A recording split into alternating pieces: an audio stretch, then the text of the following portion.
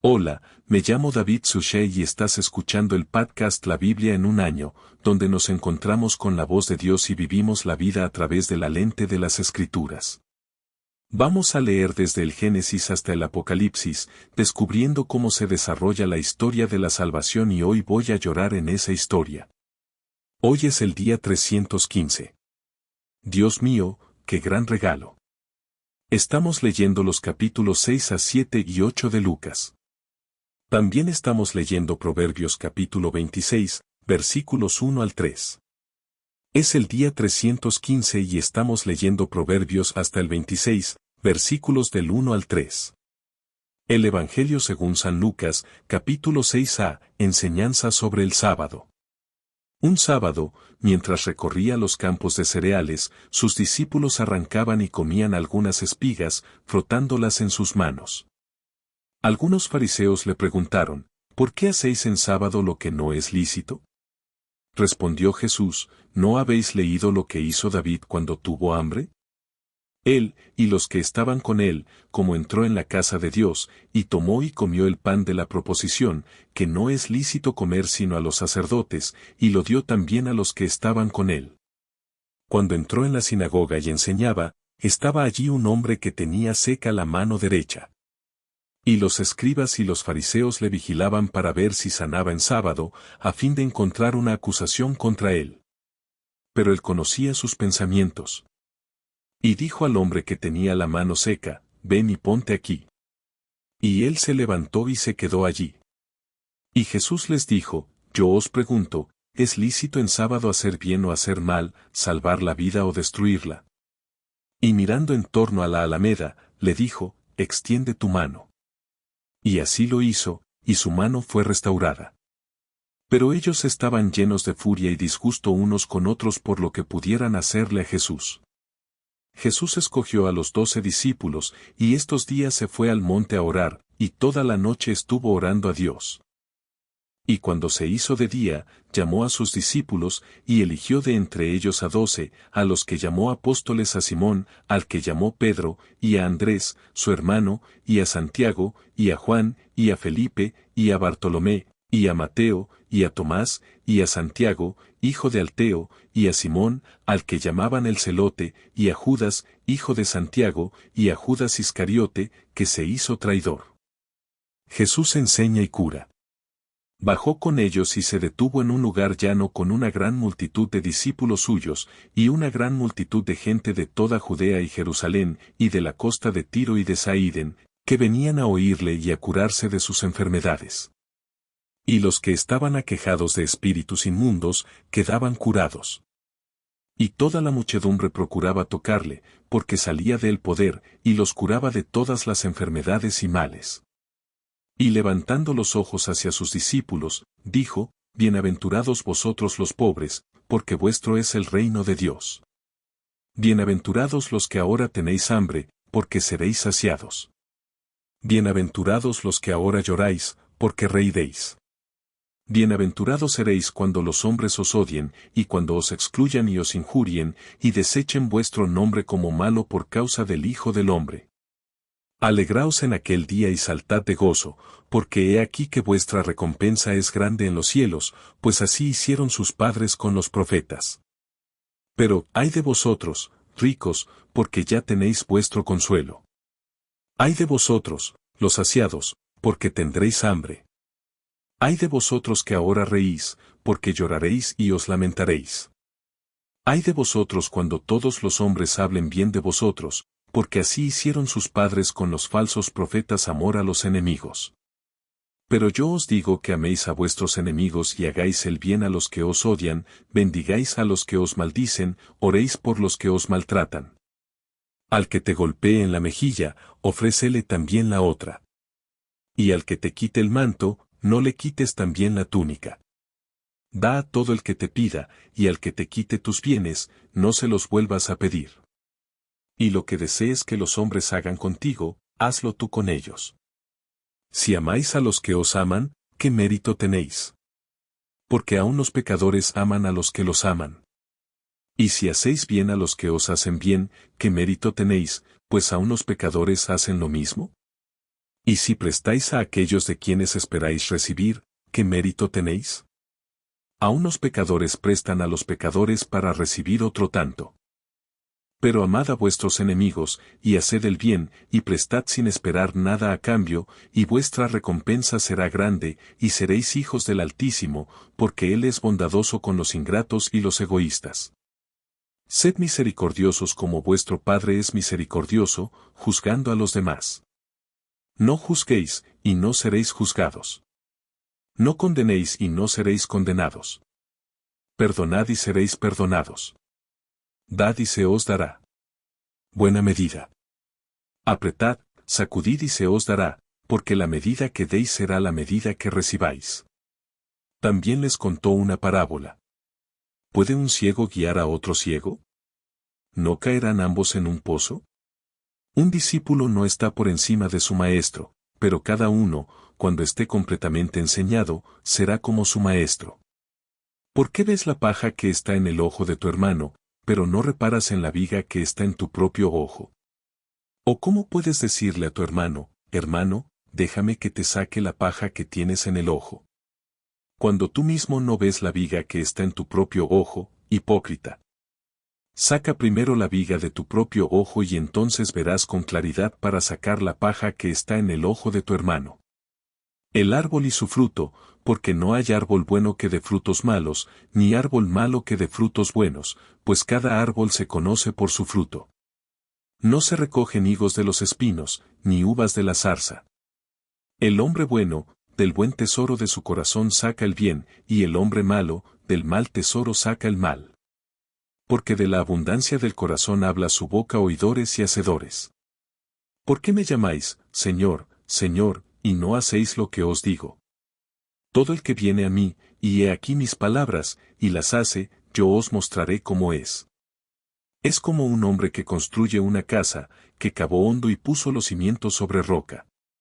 Y cuando se levantó una inundación, la corriente rompió contra esa casa, y no pudo sacudirla, porque había sido bien construida.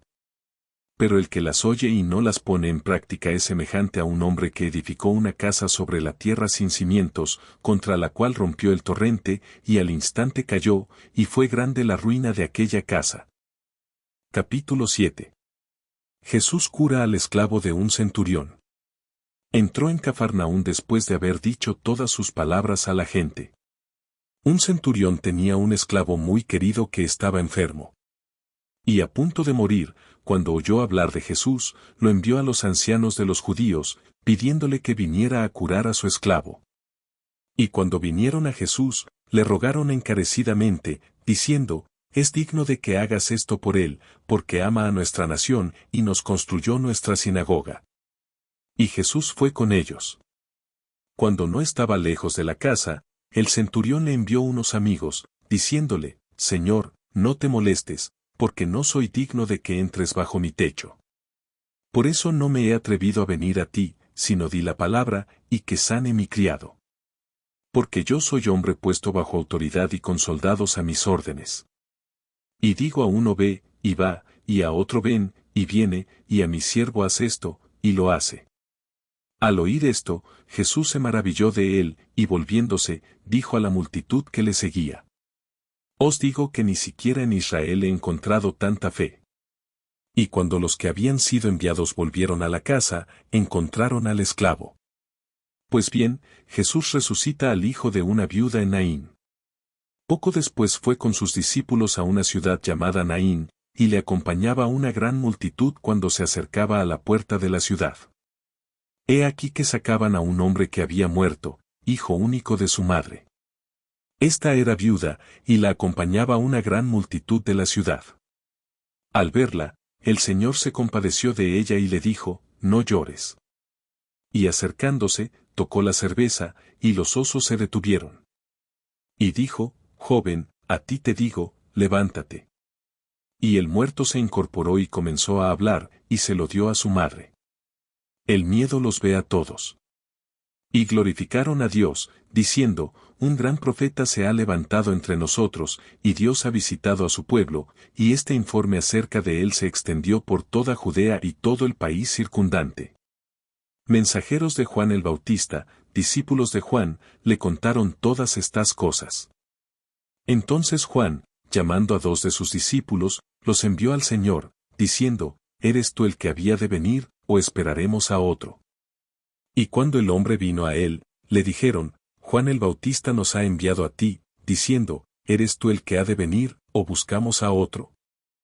En aquella hora curó a muchos de enfermedades y plagas y espíritus malignos, y a muchos ciegos les concedió la vista.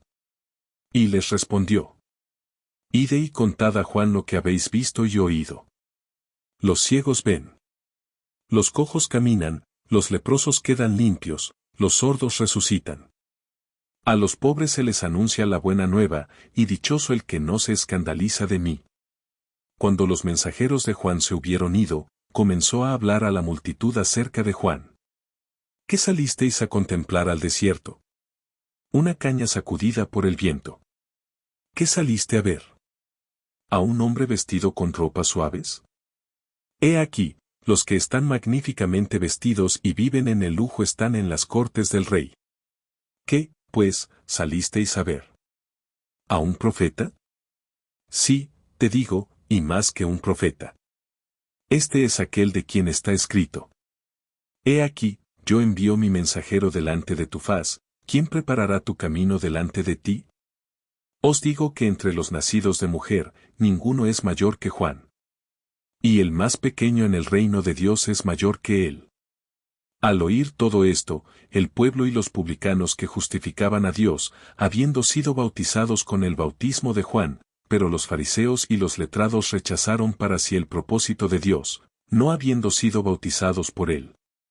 ¿Con qué, pues, compararé a los hombres de esta generación, y a qué son semejantes? Son como niños, sentados en la plaza del mercado y llamándose unos a otros. Os cantamos y no bailasteis. Nos lamentamos y no llorasteis. Porque Juan el Bautista ha venido sin comer pan ni beber vino, y decís que tiene un demonio.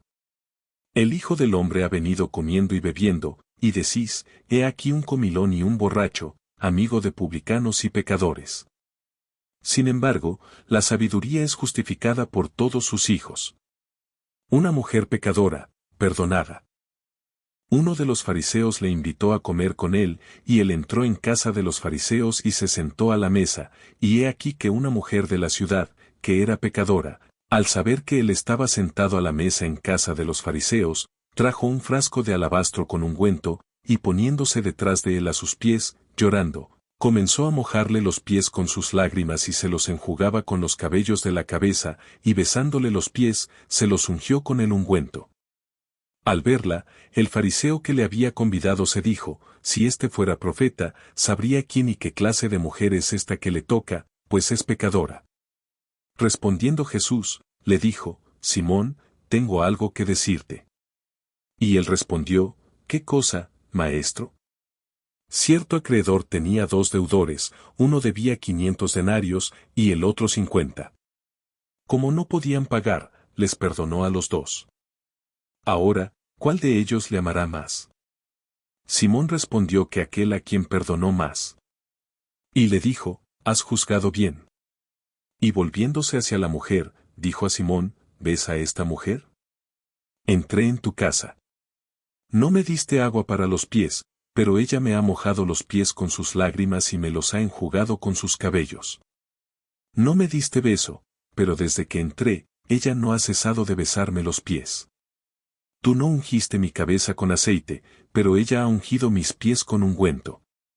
Por eso os digo que sus pecados, que son muchos, le han sido perdonados, porque amó mucho. Pero a quien poco se le perdona, poco ama. Y le dijo, tus pecados te son perdonados. Entonces los que estaban a la mesa con él empezaron a decir entre sí, ¿quién es este que hasta perdona los pecados? Y dijo a la mujer, tu fe te ha salvado. Vete en paz. Capítulo 8. Algunas mujeres acompañan a Jesús. Poco después recorrió ciudades y aldeas, predicando y llevando la buena nueva del reino de Dios, y estaban con él los 12, y también algunas mujeres que habían sido curadas de espíritus malignos y enfermedades. María, llamada Magdalena, de la que habían salido 7 demonios, y Juana, mujer de Choosa, la estofa de Herodes, y Susana, y otras muchas que les proveyeron de sus medios la parábola del sembrador. Reunida una gran multitud, y viniendo a él gente de una ciudad tras otra, dijo en una parábola: un sembrador salió a sembrar su semilla. Mientras sembraba, una parte de la semilla cayó en el camino y fue pisoteada. Las aves del cielo la devoraron, y otra parte cayó en la roca. Una parte cayó entre espinos, y los espinos crecieron con ella y la ahogaron. Otra parte cayó en tierra buena, y creció y produjo el 100 por 1. Mientras decía esto, gritó: el que tenga oídos para oír, que oiga la explicación de la parábola. Y cuando sus discípulos le preguntaron qué significaba esta parábola, les dijo: a vosotros se os ha dado a conocer los secretos del reino de Dios. Pero para los demás están en parábolas, para que viendo no vean, y oyendo no entiendan. La parábola es esta. La semilla es la palabra de Dios. Los que están en el camino son los que han oído. Entonces viene el diablo y les quita la palabra del corazón, para que no crean y se salven. Y los que están sobre la roca son los que, cuando oyen la palabra, la reciben con alegría. Pero estos no tienen raíz. Creen por un tiempo, y en tiempo de tentación se apartan. Y en cuanto a lo que cayó entre espinos, son los que oyen, pero al seguir su camino son ahogados por los afanes y las riquezas y los placeres de la vida, y su fruto no madura. En cuanto a la que está en buena tierra, son los que, oyendo la palabra, la retienen con corazón honesto y bueno, y dan fruto con paciencia. Una lámpara no se esconde.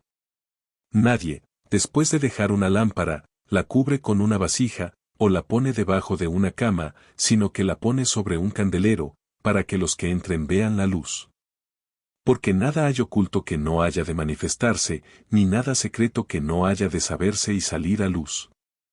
Mirad, pues, como oís, porque al que tiene se le dará más, y al que no tiene, aun lo que cree que tiene, se le quitará la verdadera parentela de Jesús. Entonces vinieron a él su madre y sus hermanos, pero no pudieron alcanzarle por la multitud. Le dijeron: tu madre y tus hermanos están fuera, deseando verte. Pero él les dijo: mi madre y mis hermanos son los que oyen la palabra de Dios y la cumplen. Jesús calma una tempestad en el mar. Un día subió a una barca con sus discípulos y les dijo: pasemos al otro lado del lago. Y se pusieron en camino. Mientras navegaban, se quedó dormido, y se desencadenó una tempestad de viento en el lago, se estaban llenando de agua y corrían peligro. Fueron y le despertaron, diciendo: Maestro, Maestro, perecemos. Él se despertó y reprendió al viento y a las olas embravecidas. Y cesaron. Y se hizo la calma y les dijo: ¿dónde está vuestra fe? Y tuvieron miedo. Y se maravillaban, diciéndose unos a otros: ¿quién es este, que aun al viento y al agua manda? Y le obedecieron. Jesús cura al endemoniado de los Garrizón. Luego llegaron al país de los Garrizón, que está enfrente de Galilea, y al salir a tierra, le salió al encuentro un hombre de la ciudad que tenía demonios desde hacía mucho tiempo. No llevaba ropa, y no vivía en una casa, sino entre los sepulcros. Al ver a Jesús, gritó y se postró ante él, diciendo a gran voz: ¿qué tienes conmigo, Jesús, Hijo del Dios Altísimo? Te ruego que no me atormentes, pues había mandado al espíritu inmundo que saliera de aquel hombre. Durante mucho tiempo se había apoderado de él. Lo tenían vigilado y atado con cadenas y grilletes, pero él rompió los estanques y fue conducido por el demonio al desierto. Jesús le preguntó entonces: ¿cómo te llamas? Y él respondió: Legión, porque habían entrado en él muchos demonios, y le rogaban que no les mandase partir al abismo. Había allí, en la ladera, una gran piara de cerdos, y le rogaron que les dejara entrar en ellos, por lo que les dio permiso. Entonces los demonios salieron del hombre y entraron en los cerdos, y la piara se precipitó por la empinada orilla al lago y se ahogaron. Cuando los pastores vieron lo que había pasado, huyeron y lo contaron en la ciudad y en el campo. Entonces la gente salió a ver qué había pasado, Y vinieron a Jesús y encontraron al hombre de quien habían salido los demonios sentado a los pies de Jesús, vestido y en su sano juicio. Y tuvieron miedo. Y los que lo habían visto les contaron cómo había sido curado el endemoniado, de modo que toda la gente de los alrededores, de las guarniciones, le pedían que se alejara de ellos, porque estaban presos de gran temor. Así que subió a la barca y regresó. El hombre de quien habían salido los demonios le rogó que estuviera con él, pero él lo despidió diciéndole, vuelve a tu casa y proclama cuanto ha hecho Dios por ti. Y él se fue proclamando por toda la ciudad lo mucho que Jesús había hecho por él, una muchacha resucitó y una mujer sanó. Cuando Jesús regresó, la gente le dio la bienvenida, pues todos le estaban esperando. Y llegó un hombre llamado Giro, que era jefe de la sinagoga, y cayó a los pies de Jesús. Le rogó que fuera a su casa, porque tenía una hija única de unos 12 años que se estaba muriendo. Mientras él iba, la gente se agolpaba a su alrededor. Y una mujer que tenía flujo de sangre desde hacía 12 años, y que había gastado todo su sustento en médicos y no podía ser curada por nadie, se acercó por detrás y tocó el fleco de su manto, y al instante cesó su flujo de sangre. Y Jesús dijo, ¿quién es el que me ha tocado? Cuando todos lo negaron, Pedro dijo, Maestro, la multitud te rodea y aprieta contra ti. Pero Jesús dijo, alguien me ha tocado, porque he percibido que ha salido poder de mí. Y la mujer, al ver que no se ocultaba, vino temblando y, postrándose ante él, declaró en presencia de todo el pueblo por qué le había tocado. Y ahora había quedado inmediatamente curada. Y dijo a su hija, tu fe te ha curado, vete en paz.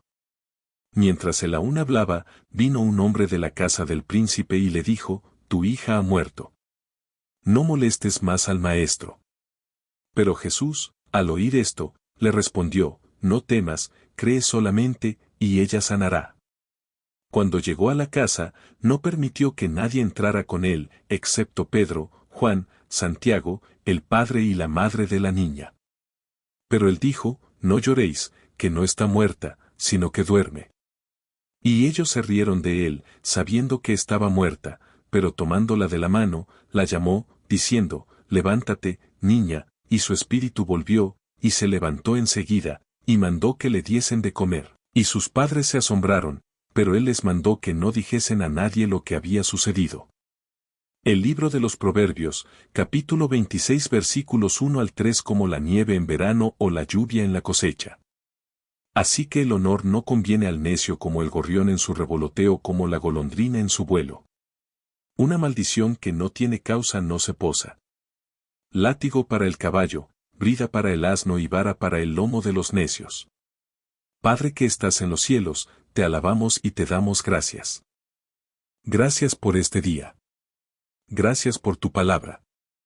Gracias por seguir llamándonos a ti para que podamos no solo escuchar tu palabra, sino también ver tu palabra hecha carne en acción, oh Dios. Escuchamos la descripción de cómo tu Hijo, Jesucristo, ha vivido y caminado entre nosotros.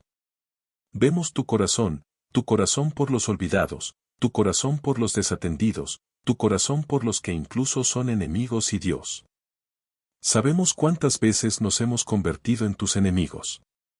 Y lo que vemos es que vemos tu amor. Vemos que nos mandas amar a nuestros enemigos. Porque cuando éramos tus enemigos, nos amaste. Cuando nos habíamos rebelado contra ti, moriste por nosotros. Diste tu vida por nosotros. Ayúdanos a vivir nuestras vidas para ti hoy y todos los días. Oramos en el nombre de Jesús. Amén. En el nombre del Padre, del Hijo y del Espíritu Santo. Amén.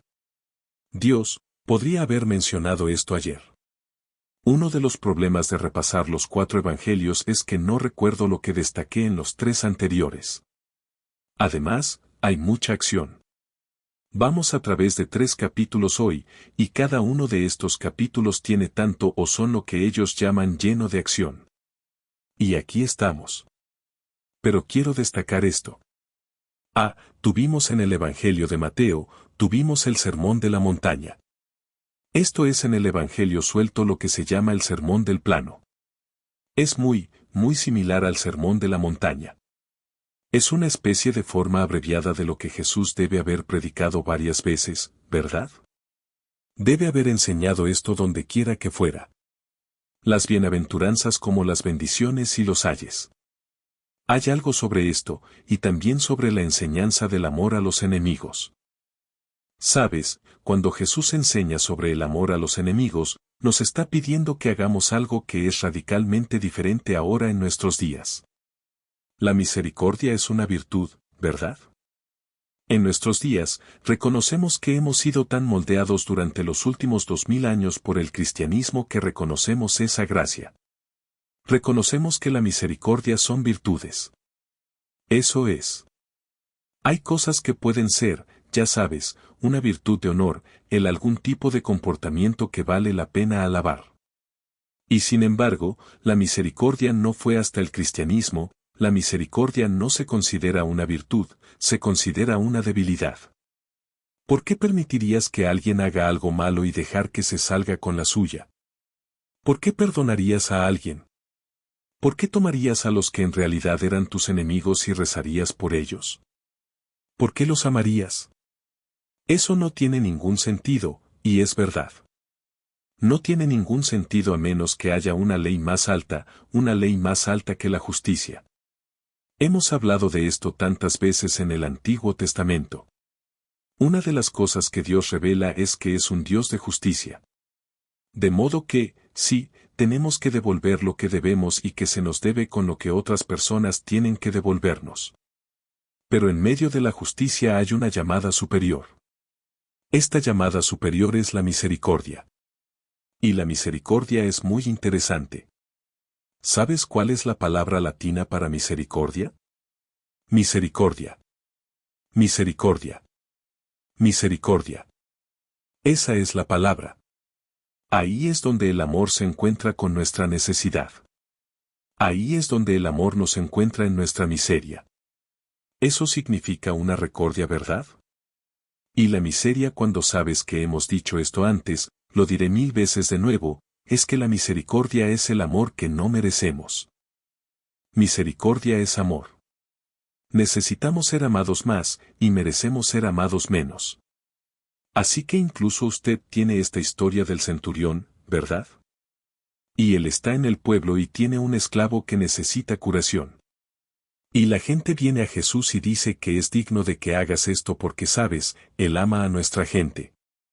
Él nos construyó a la sinagoga. Y sin embargo, el hombre, el centurión, conoce su estado. Conoce la verdad sobre sí mismo. Y realmente dice, Señor, no soy digno de que entres bajo mi techo. Ya sabes, en el lado de 1 a 1, la gente está diciendo que, el centurión es digno. Pero el centurión, él conoce su propio corazón. Y él sabe. En realidad, la verdad es que no soy digno. Y esto es un eco que tenemos de Juan el Bautista, ¿verdad? Ayer, cuando leímos la historia del bautismo de Jesús, el mismo Juan el Bautista dijo, no soy digno. Que desate las correas de mis sandalias. Sabes, nuestro mundo diría no, Juan, vamos, sabes, no te deprimas o no, hey, centurión, no te deprimas. Eres digno. Y el centurión y Juan, ellos saben la verdad. La verdad es que no lo soy. No soy digno de este amor. No soy digno de este don. No soy digno de esta misericordia. Pero la necesito. La necesito. Y así somos todos y cada uno de nosotros. Dios, no soy digno de tu misericordia, pero la necesito. Y porque Dios es tan bueno, nos da lo que necesitamos, y eso es asombroso. ¿No es increíble? Tenemos que mantener ese equilibrio, ¿verdad? Ese equilibrio, esas cosas sabemos en tensión. Porque es muy fácil para muchos de nosotros, olvidar el valor que tenemos en nuestro Señor, el valor que tenemos solo porque estamos hechos a imagen y semejanza de Dios, el valor que Él nos otorga por su gracia. Y podemos centrarnos en nuestro pecado, en nuestro quebrantamiento. Y entonces podemos olvidar nuestra bondad porque estamos enfocados en nuestro quebrantamiento. Por otro lado, podemos estar tan enfocados en nuestra bondad que olvidamos nuestro quebrantamiento. Y entonces hay eso, esa fina línea que estamos llamados a caminar. Es poder decir, Señor, soy bueno en el hecho de que tú me has hecho y tú haces que las cosas sean buenas. Soy ontológicamente es la palabra elegante. Ontológicamente soy bueno. Moralmente no lo soy. ¿Y qué es y que he sido hecho en tu criatura amada o incluso he sido bautizado? He sido convertido en tu hijo o hija. Pero no siempre vivo así. Así que sí, me has llamado a grandes alturas, pero todavía no he llegado a esas alturas. Sabes, no he estado a la altura de ese don que me has dado. Sabes, es interesante porque no estoy seguro si mencioné esto antes. Como dije, Jesús dice acerca de Juan el Bautista, dice que es un profeta y no solo es un profeta, sino que continúa diciendo en el verso 28, capítulo 7. Os digo que entre los nacidos de mujer no hay mayor que Juan. Si fue arrendado en el reino de Dios es mayor que él. ¿Fue realmente interesante pensar qué significa eso? Ninguno nacido de mujer es mayor que Juan, sin embargo los que son arrendados en el reino de Dios es mayor que él. ¿He mencionado esto antes? ¿Por qué? ¿Cómo pudo Jesús decir esto? Bueno, él podría decir esto por varias razones, pero aquí está mi interpretación. Juan el Bautista no fue bautizado en el nombre del Padre, del Hijo, del Espíritu Santo. Juan el Bautista no recibió el don de ser adoptado por el Padre. Se le dieron muchos dones. De nuevo, el profeta más grande. Nadie sabiendo más grande. Quiero decir, ustedes, conocemos a todos los profetas. Ya conocen a todos los profetas. Sabéis lo grandes que eran. Sabéis lo increíbles que eran. Aquí está Juan, que es el más grande y, sin embargo, el regalo dado a ti y a mí en nuestro bautismo, donde Dios nos convierte en sus hijos e hijas amados. Nos adopta como a sus hijos e hijas amados. Como dijimos ayer que Dios habla sobre ti y dice tú eres mi hijo amado. Eres mi hija amada contigo. Estoy muy complacido. Ese don significa que has sido levantado más alto que Juan el Bautista. Más alto que Juan el Bautista. No porque tú y yo seamos más virtuosos que Él, sino porque la gracia de Dios reside en ti. El Espíritu Santo mora en ti, como dice San Pedro más adelante en el Nuevo Testamento, dice que has sido hecho partícipe de la naturaleza divina. En vuestro bautismo fuisteis hechos partícipes de la naturaleza divina, lo que significa que compartís con Él la misma naturaleza de Dios. Él la comparte con nosotros. Increíble. Increíble. ¿Y esto es parte de la llamada a cómo puedo vivir a la altura de ese Dios? Por mí mismo no puedo. Por mí mismo no puedo. Pero contigo, todo es posible. Y una de las cosas que hacemos es seguir rezando y pidiendo ayuda a Dios para que nos ayude a estar a la altura de esta llamada. Ayúdanos a estar a la altura de lo que nos ha dado. Ayúdanos a estar a la altura de nuestro bautismo. Y necesitamos la gracia de Dios para poder hacerlo. Hombre. ¡Qué día! Un regalo increíble podría. Como Padre Mac, estoy rezando por ti. Por favor, reza por mí. Estoy rezando por ti. Realmente lo hago. Por favor, pague por mí. Mi nombre es David Susha. No puedo esperar a verte mañana. Dios te bendiga.